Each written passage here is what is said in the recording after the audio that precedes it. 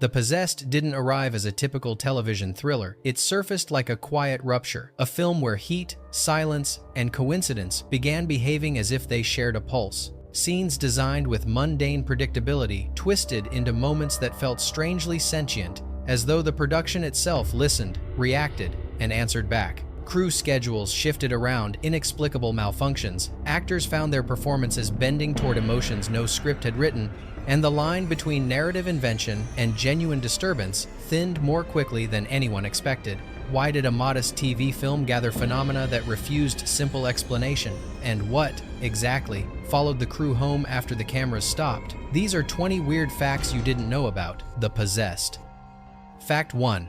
Fire was never meant to carry symbolic meaning in The Possessed, yet from the earliest tests it behaved like a character with its own motives. During a controlled effects run, a narrow flame veered sideways against the airflow, drifting toward an untouched portion of the set. Technicians paused everything, expecting a misalignment in the nozzle, but instrument checks confirmed a flawless setup. When they triggered the system again, the flame shot upward with unnatural precision, elongating in a single column that pulsed as if responding to an unseen rhythm. Actors nearby described a brief sensation of pressure, like heat gathering behind them despite no ignition cues being active. Even stranger was a scorch mark discovered hours later on a wooden table that had not been exposed to fire. Its edges were clean, circular, almost intentional.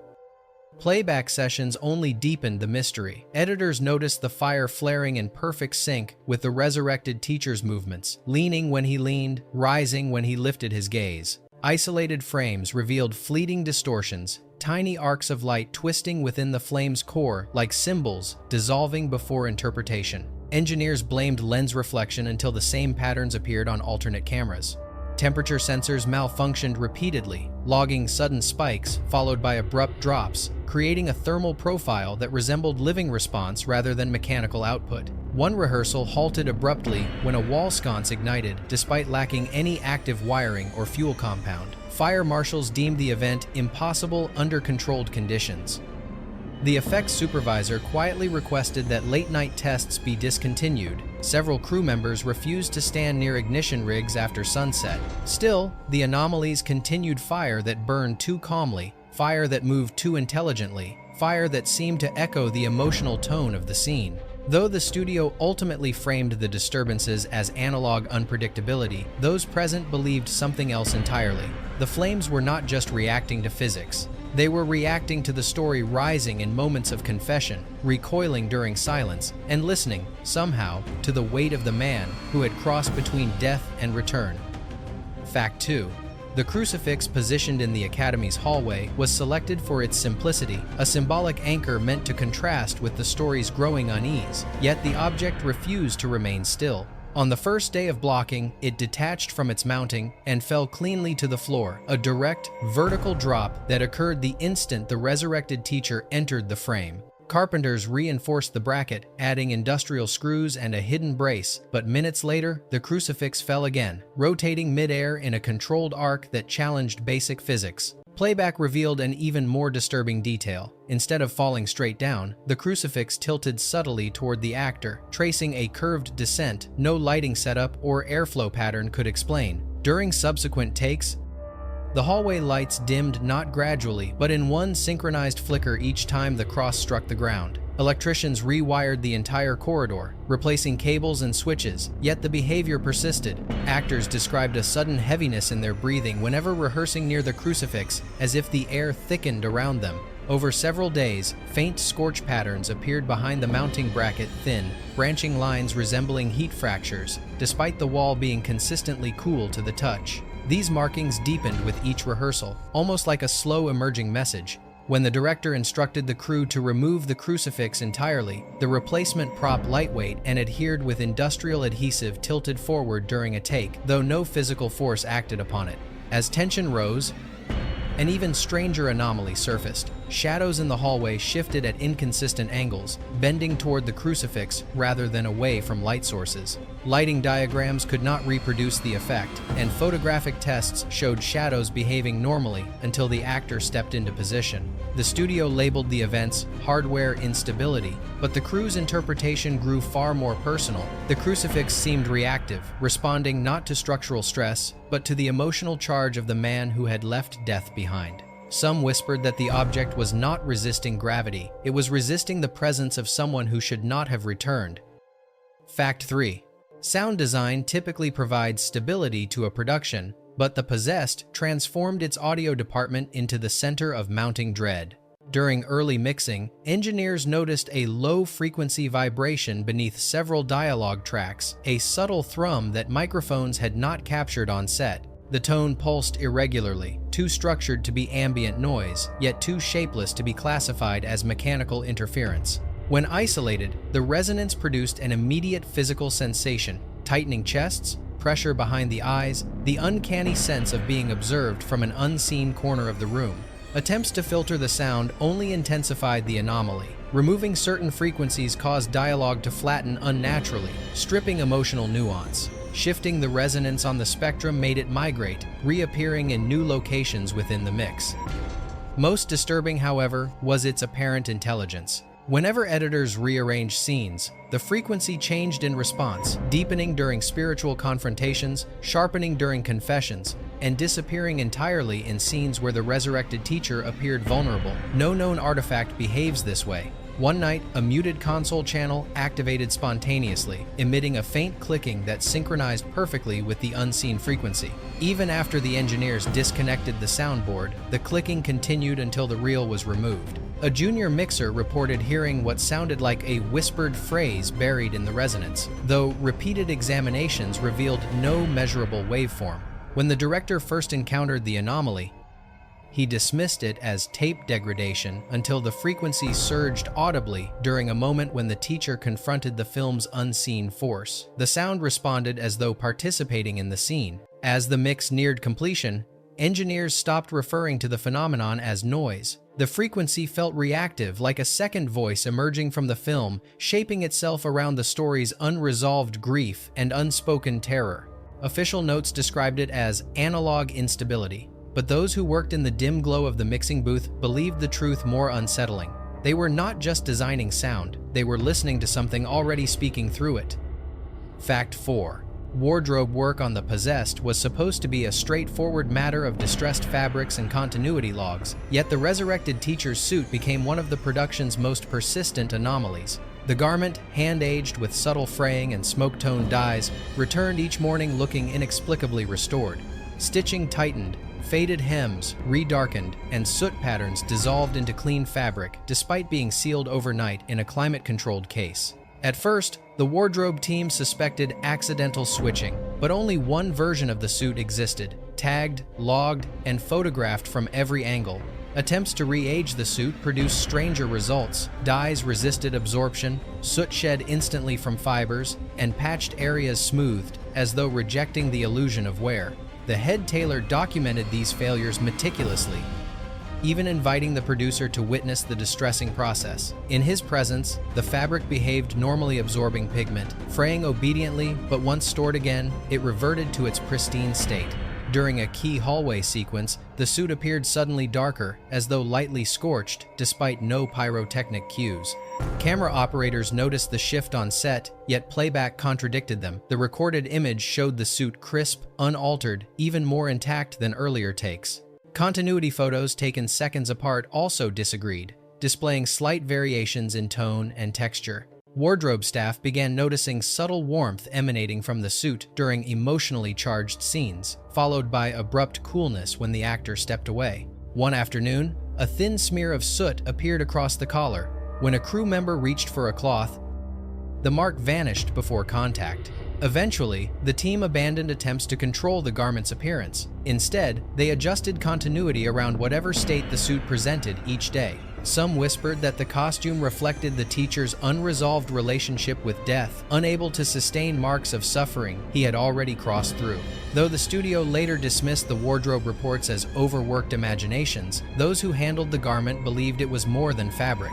It behaved like an echo of the character himself, rejecting decay, rewriting its own scars, and quietly asserting a truth beneath the surface of every scene. Fact 5. Shadows in The Possessed were meant to serve as atmospheric accents, yet they became one of the production's most unsettling signatures.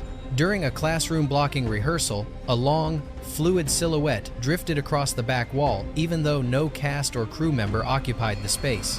The figure moved with unnerving deliberation, gliding behind the resurrected teacher before dissolving into the corner. Lighting technicians reviewed their setups, confirming that no lamp angle could cast such a shape.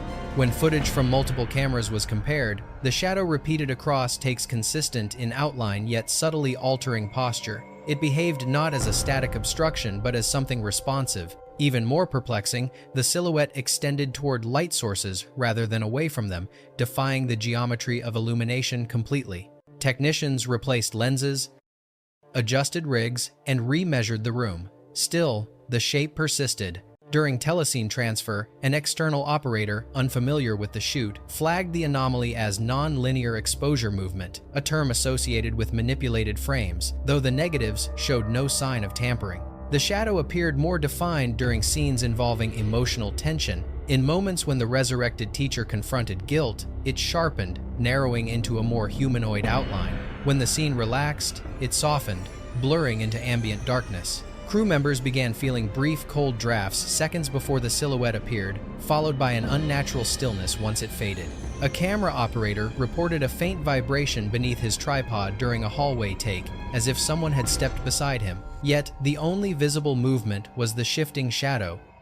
The director avoided reshooting sequences containing the anomaly, insisting that the footage carried an accidental energy impossible to replicate, but privately, he admitted the phenomenon left him uneasy. By the end of production, some believed the shadow represented a displaced echo of the teacher, his past or his death trailing him in visual form. Others described it simply as the thing that watched. Though the studio later dismissed the images as lighting quirks, those present held a more intimate interpretation. The shadow did not belong to anyone on set. It belonged to the story. Fact 6. Script development for The Possessed was already in flux when the writers realized the pages seemed to evolve independently of their revisions. The earliest drafts included a symbolic scene of burnt documents scattered across a forbidden room.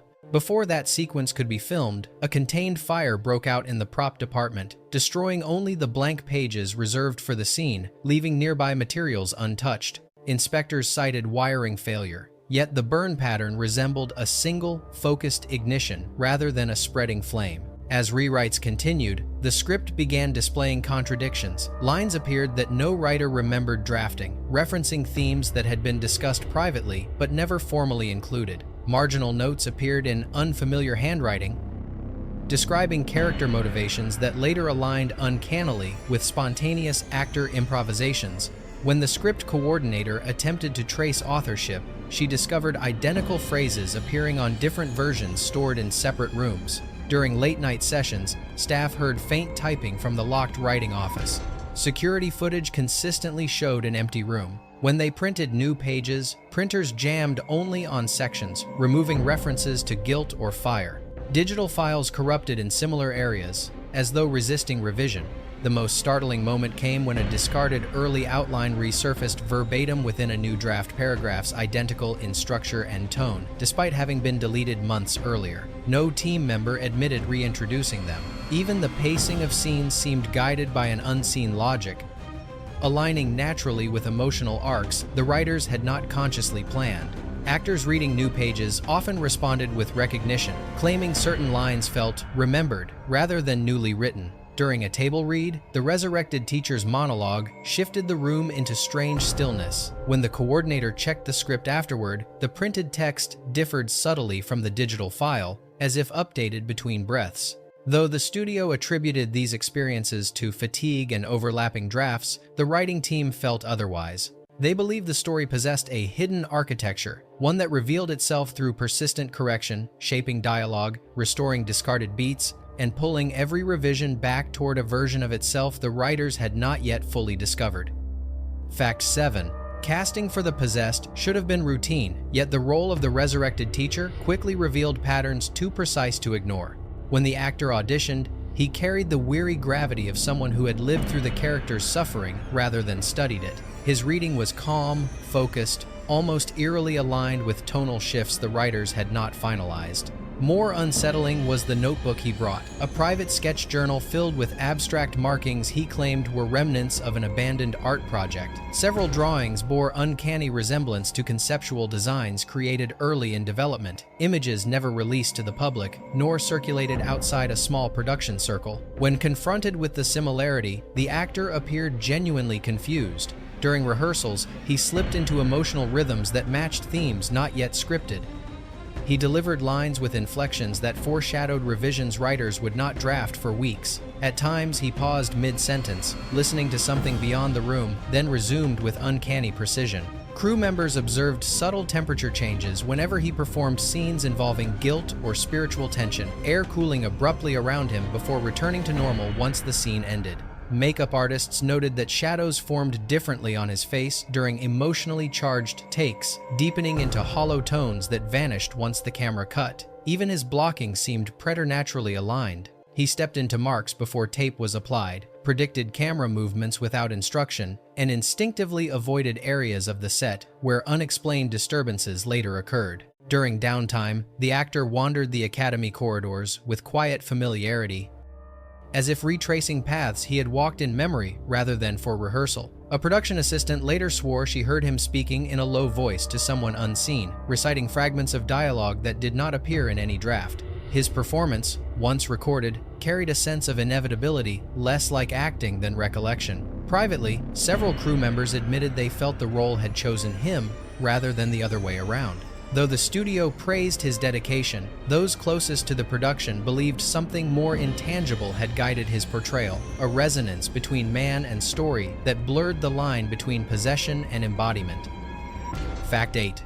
Location scouting for the possessed led the team to an aging academy whose architecture seemed ideal for the film's bleak atmosphere, yet the building's presence quickly proved more participatory than passive. Even during preliminary visits, scouts reported a faint scent of burned paper lingering in certain hallways, strongest in areas related to scenes of spiritual conflict. Though the academy had experienced a small electrical fire decades earlier, records showed the incident had caused negligible damage. Still, the scent persisted, vanishing in the mornings, returning each afternoon as the sun lowered.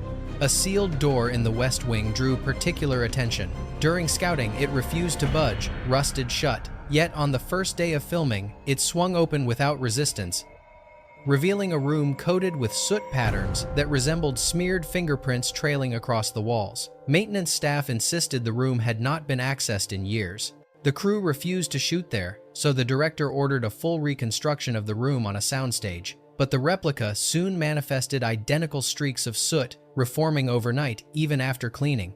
The building's layout also appeared to shift subtly throughout production. Stairwells seemed shorter on some days, echoes behaved differently in familiar hallways, and light bent oddly around certain corners, creating the illusion of curved architecture where none existed. A Steadicam operator captured a brief shimmer at the intersection of two corridors, a heat mirage with no heat source behind it. During nighttime shoots, the academy emitted faint vibrations beneath the floor, like distant footsteps pacing beneath the structure. Windows rattled during moments of heightened emotion in the script, even when wind reports showed absolute stillness. Cold drafts seeped from under door frames whenever lines invoking death or return were rehearsed. Crew members eventually avoided walking alone in the West Wing, convinced the building listened. Though the studio dismissed these experiences as atmospheric coincidence, those present felt a different truth. The academy responded to the story. Its walls, air, and shifting silence seemed shaped by the narrative's tension, as though some dormant residue awoke with each scene filmed inside its corridors. Fact 9. Props in The Possessed were designed to emphasize physical realism, grounding the supernatural with tangible texture. Yet, the small bronze desk bell used in a confrontation scene refused to behave like a lifeless object.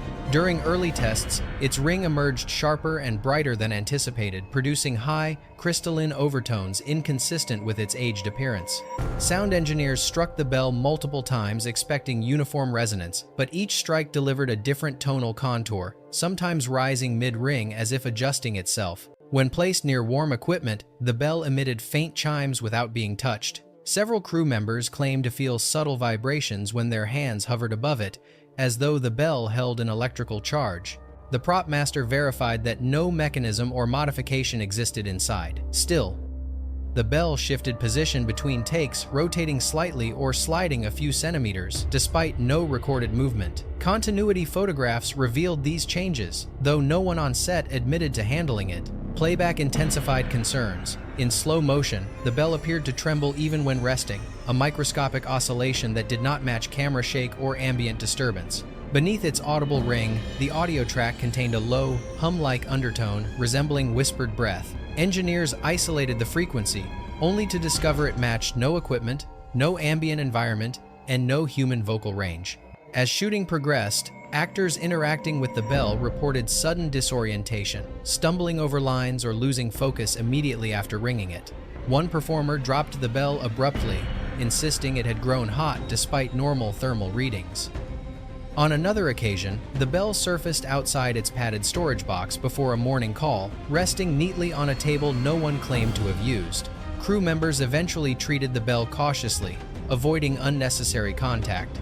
Some whispered it behaved like a tuning fork for something unseen, reacting not to sound, heat, or motion, but to emotional tension within the scene. Though the studio cataloged it as ordinary set dressing, those who witnessed its shifting tones believed the bell was more than a prop. It acted like a quiet interlocutor, answering the film's tension with its own subtle voice, vibrating with a purpose no one could fully decipher. Fact 10.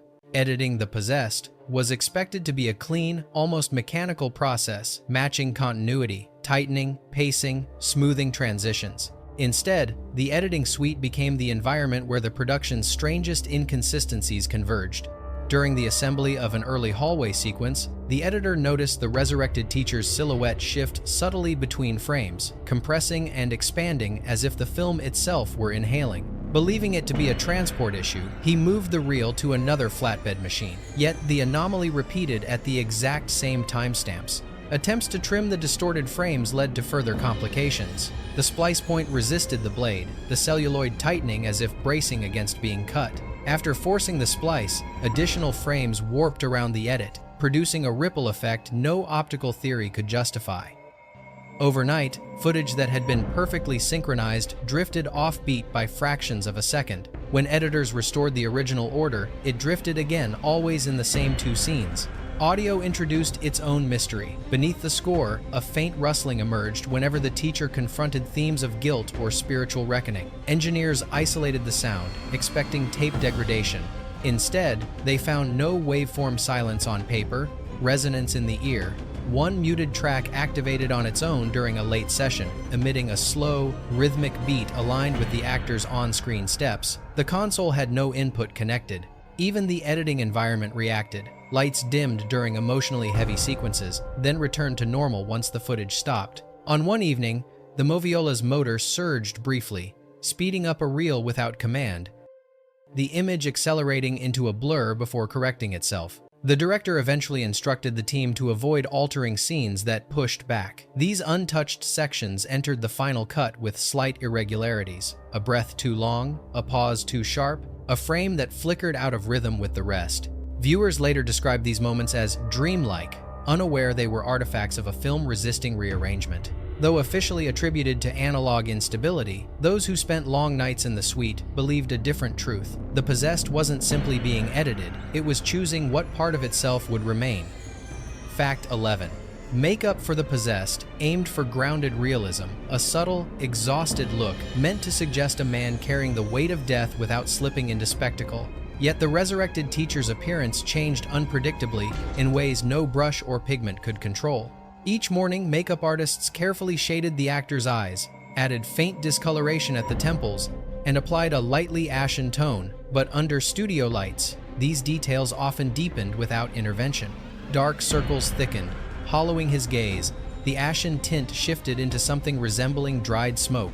Continuity photographs taken minutes apart documented contradictions. In one shot, the actor's skin appeared normal. In the next, an almost charred shadow traced along his jawline. When artists attempted to correct the inconsistencies, foundation refused to adhere evenly, sliding across his skin as though repelled. On 2 separate days, faint soot streaks appeared across his collarbone. When wiped, no residue transferred to the cloth.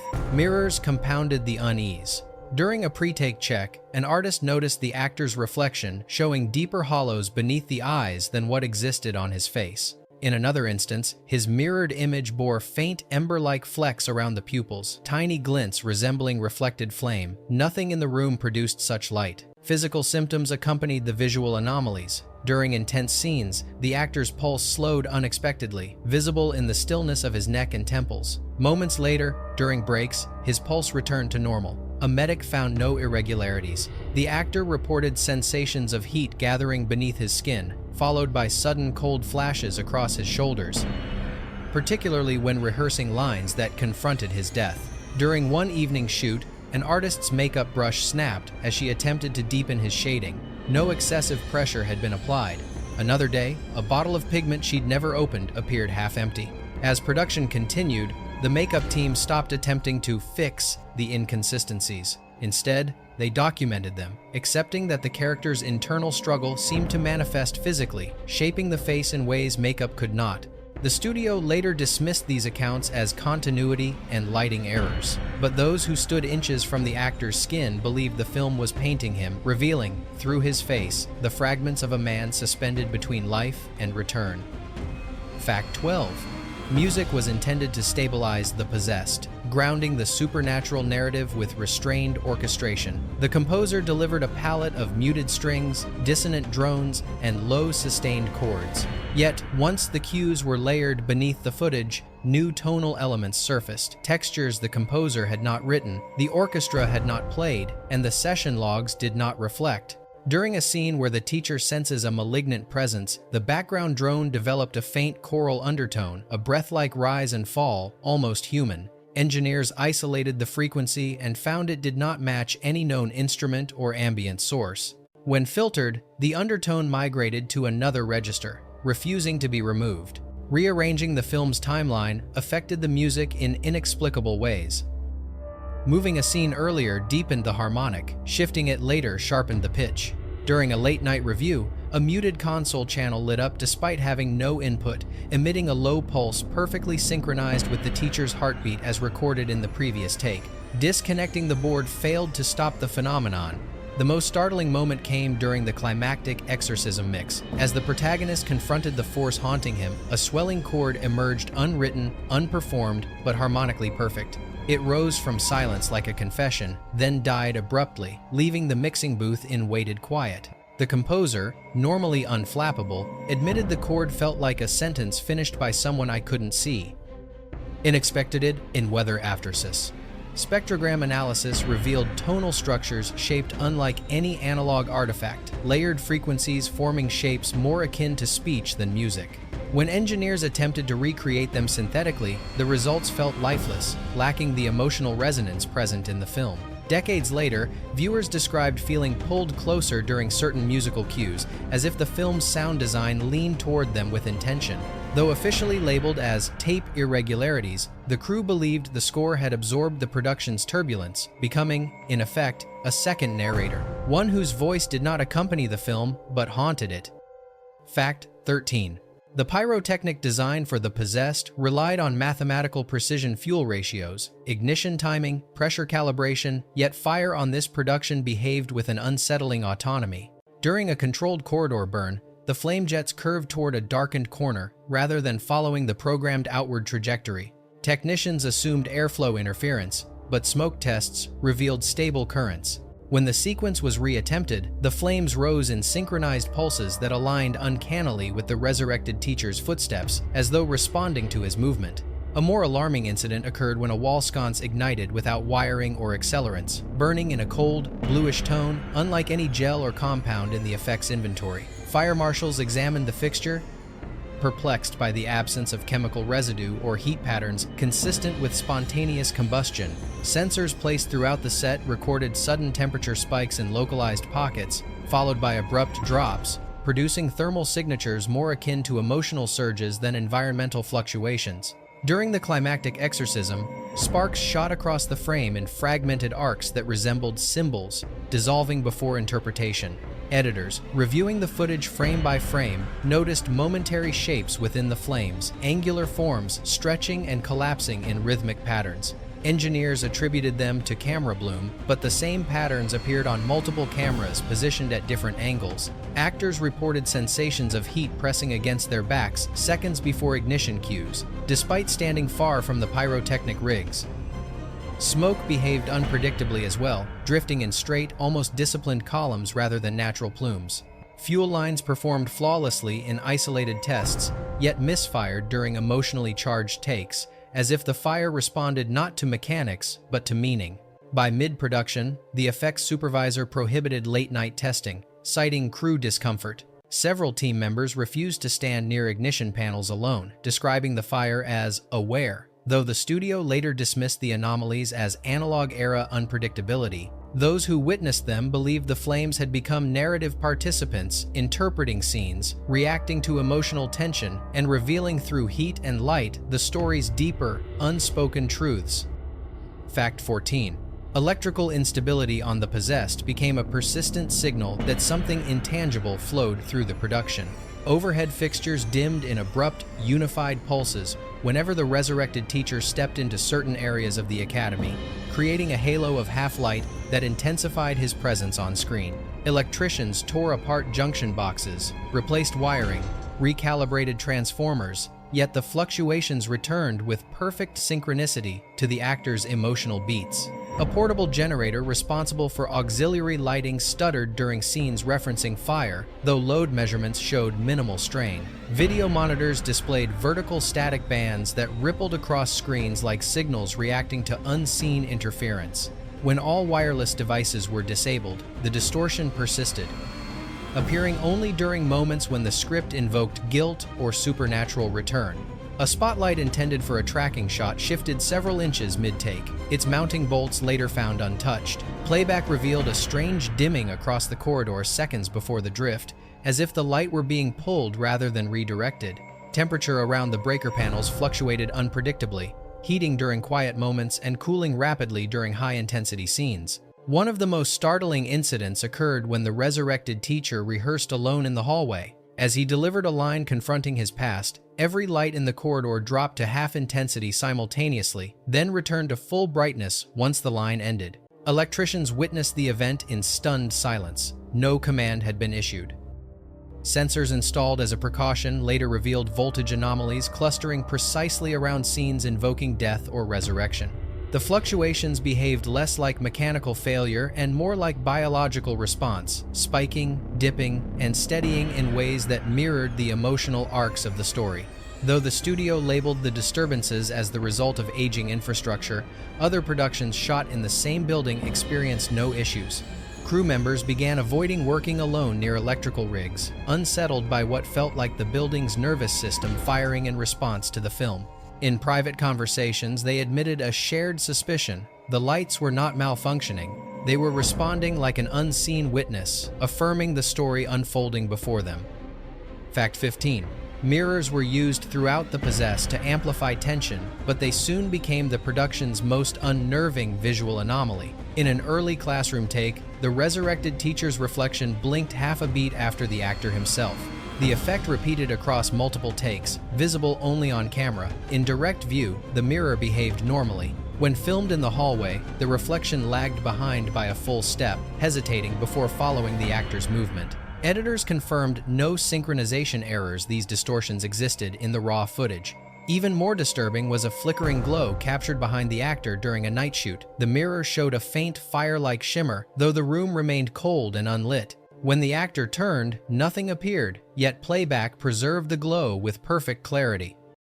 Mirrors across the set began to develop handprint-like smudges that reappeared seconds after thorough cleaning. One newly installed mirror cracked on its own accord during a quiet moment, the fracture spreading not toward the actor, but toward his reflected image, branching like a guided path. Makeup artists noticed mismatched details, reflected soot patterns on the actor's jawline absent from his actual skin, and darkened eye sockets only visible through the glass. Attempts to light the reflections consistently failed. Shadows drifted at unnatural angles, bending toward the teacher rather than away from light. During an intense rehearsal, the actor stepped aside and asked the crew to check the mirror. He claimed he saw someone standing behind him. No one else had. That same night, his reflection appeared subtly taller in playback footage, its posture straighter, its expression harder to decipher. By the end of production, crew members avoided looking directly into mirrors during late shoots, draping them whenever possible. Though executives dismissed the anomalies as lens aberrations or lighting quirks, those who worked closest to the phenomenon believed the mirrors were not malfunctioning. They were translating something the camera was not meant to see. The reflections they felt represented not duplication, but revelation. Fact 16. Weather was one of the few elements the crew believed they could rely on during production, yet the possessed quickly dismantled that confidence. Scenes scheduled under stable, neutral skies would abruptly shift into unsettling atmospheric moods that aligned too precisely with the film's emotional tension. During early exterior shoots, the sun dimmed behind dense cloud cover that formed in minutes clouds absent from regional radar reports. The cinematographer noted that the light seemed to withdraw, leaving the actors framed in a diffuse gloom, perfect for the story's themes, but impossible to justify meteorologically. During a courtyard rehearsal, a sudden gust scattered script pages moments before the resurrected teacher delivered a pivotal monologue about returning from death. The pages retrieved later showed curled edges, as though lightly singed. Despite no open flame or heat source nearby, a fine ash-like dust drifted through the air during multiple rehearsals. Crew members brushed it from their sleeves, yet samples collected produced no chemical signatures of actual ash. Night shoots intensified the oddities. Temperature sensors recorded drops of 5 to 7 degrees within minutes, visible in the actor's breath despite warm surrounding conditions. Fog appeared behind the Academy facade with slow, deliberate motion rolling forward, freezing just at the edge of the lighting grid, then dissolving as though obeying direction. Indoors, the weather followed them. Drafts slipped beneath sealed doors during scenes invoking guilt. Windows rattled, despite stillness outside. Overhead tiles vibrated faintly as the resurrected teacher entered emotionally charged dialogue. A tremor felt more through the soles of shoes than heard. Even more unsettling were moments when the environment seemed to anticipate the script. During a rehearsal, discussing the fire that once consumed the teacher's life, a thunderless flash illuminated the sky, bleaching the courtyard in white light. No storm formed before or after. Crew members began joking uneasily that the weather read ahead. By mid-production, the director stopped checking forecasts entirely. He planned scenes around instinct rather than data. Though the studio later described the meteorological events as coincidence, those on set believed the natural world had begun mirroring the story, bending, dimming, and reshaping itself to reflect a narrative grappling with forces beyond human comprehension. Fact 17. The hospital sequences in The Possessed were intended to ground the supernatural in clinical reality, yet they became one of the film's most unsettling arenas of disturbance. From the outset, the resurrected teacher's medical chart refused to remain consistent. Dates shifted, diagnoses rewrote themselves, and handwriting changed styles between takes, even though new sheets were printed before each shoot. When the script supervisor attempted to photograph the discrepancies, the text blurred in her images clear to the eye, unreadable on film.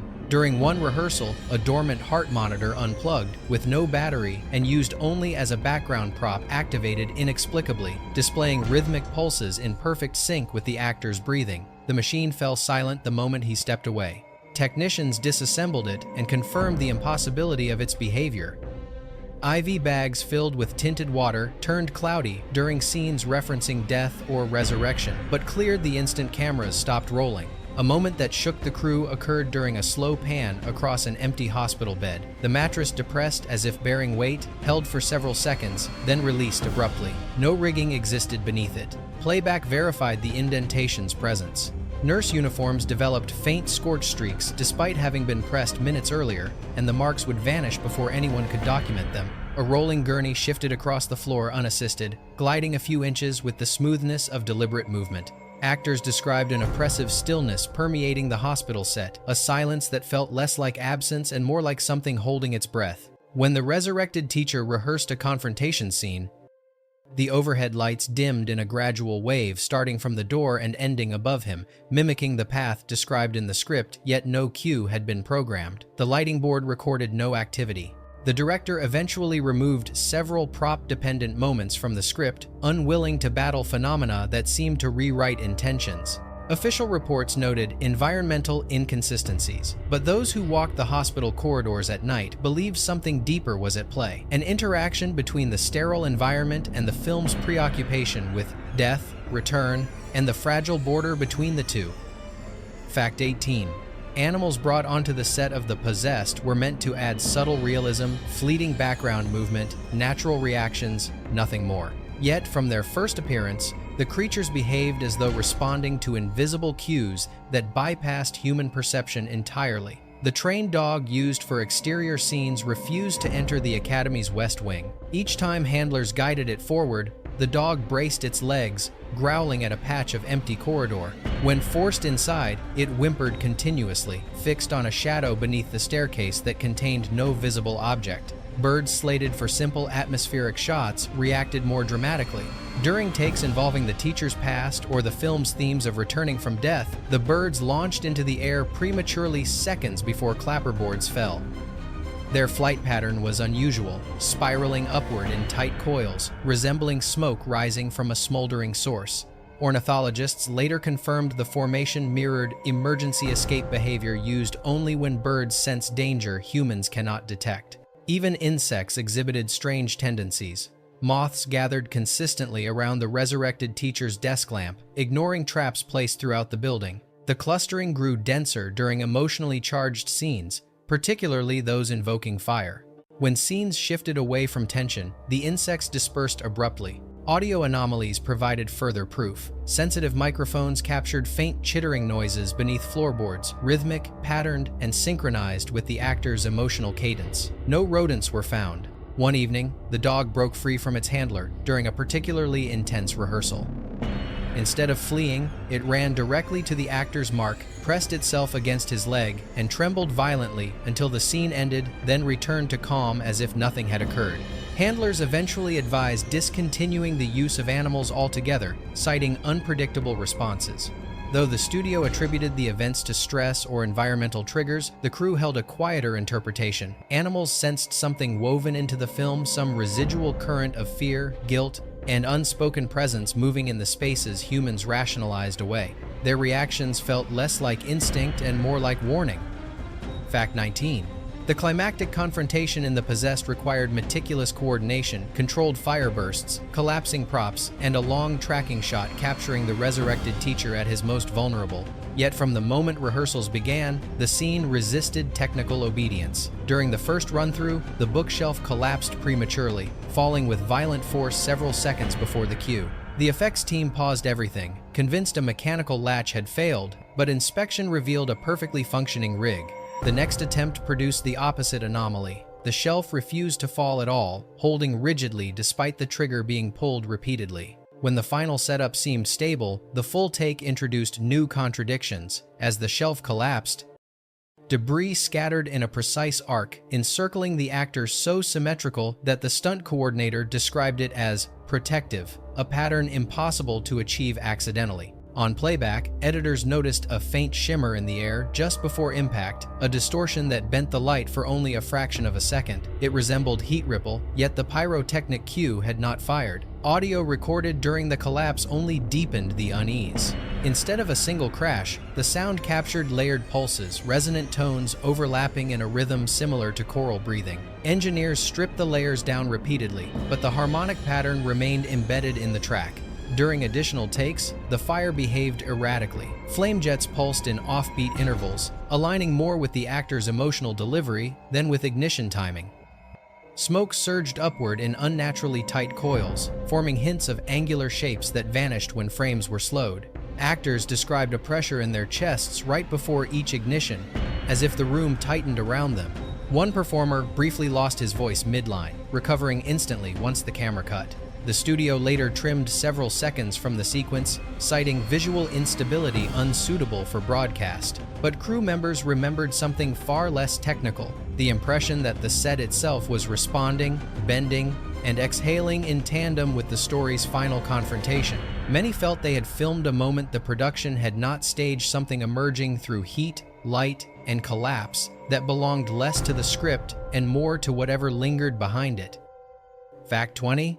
Even after production wrapped, disturbances linked to the possessed continued to surface quiet at first, then accumulating into a pattern the crew struggled to dismiss. Editors storing reels overnight discovered them slightly rearranged each morning, labels facing inward instead of outward. A telescene operator encountered the same malfunction every transfer session. The machine jammed at a single frame, a close-up of the teacher's face. In the surrounding footage, his expression was neutral, but in that one frame, his gaze sharpened, as though acknowledging the viewer directly. Archivists confirmed the frame was unaltered, yet every new transfer reproduced the anomaly. The sound team reported a low, rhythmic thump beneath the final mix, too soft to disrupt the score, yet too consistent to be accidental. Attempts to remove it temporarily succeeded, but the pulse returned in subsequent exports, settling deeper into the waveform each time. Cast members experienced their own echoes of the production. One actress dreamed repeatedly of walking through the Academy's West Wing, hearing footsteps behind her but finding the hall empty when she turned. Another noticed that the mirrors in her home fogged lightly whenever she practiced lines related to the film's final confrontation. Viewers years later wrote, describing electronics flickering at the exact moment the film's supernatural sequences intensified. Some experienced sudden chills during scenes connected to the teacher's death, even in warm rooms. The studio dismissed these reports as psychological projection, byproducts of atmospheric storytelling. But those closer to the film sensed another truth, that something within the production had been imprinted onto the footage itself. Crew members revisiting archived material decades later described feeling watched while the reels played. One editor refused to screen the final cut alone, claiming the silence between scenes felt pressurized. Another observed faint motion in the periphery of dark frames, like a figure shifting just beyond recognition. Over time, a quiet consensus formed among the people who created the film. The possessed hadn't simply told a story about resurrection, it had absorbed the emotional weight of its own making. The film felt alive, not metaphorically, but in the subtle, persistent ways it reacted long after production ended, as if the boundary between narrative and reality had thinned just enough for something to pass through. Bonus fact: decades after The Possessed aired, a film archivist preparing materials for a remastered release found a canister that did not appear on any catalog list. The label was handwritten, smudged, and inconsistent with the studio's archival system. Expecting a damaged duplicate, the archivist loaded it onto the viewer, only to discover footage that no script, schedule, or production memo had ever documented.